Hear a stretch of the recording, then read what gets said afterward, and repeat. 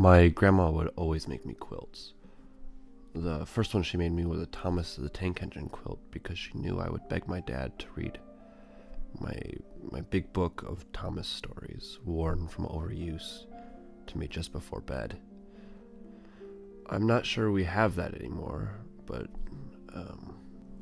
not long afterwards, she also made me a dinosaur quilt after I watched Jurassic Park for the 567th time. Later, they would reflect my hobbies and accomplishments, or the quilts would, such as Boy Scouts or graduating high school. I have a brown, tan, green, and red quilt from when I went from Webelos and Cub Scouts to, I guess, Tenderfoot in Boy Scouts. It was called Crossover. When I was a child, perhaps in third grade, I would go to my choir class where Mrs. Trinidad taught, and we would practice singing, or some of us would. And that's where I learned to hold gum in my throat, because singing wasn't necessarily for boys.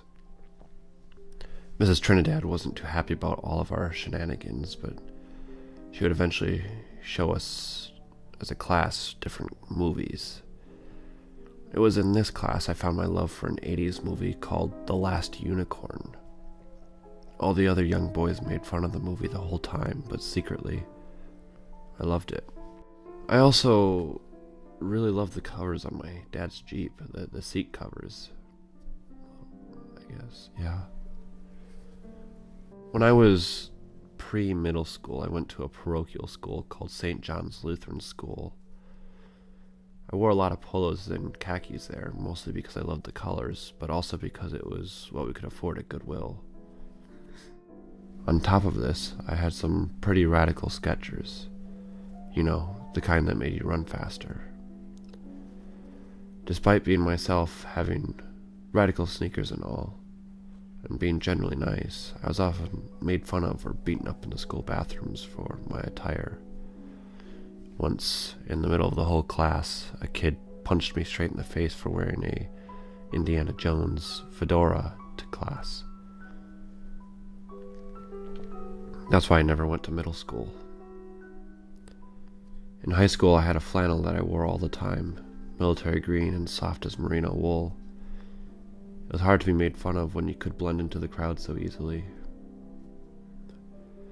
Now I'm in college, meeting new people, being treated as an adult and with respect by other adults.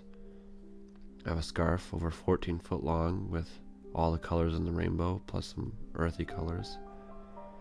I have a pair of red underwear that my mom gave me that's adorned with snowflakes. She gave that to me for Christmas. I also have a bright green rain jacket that would pair nicely with a pair of red rubber boots.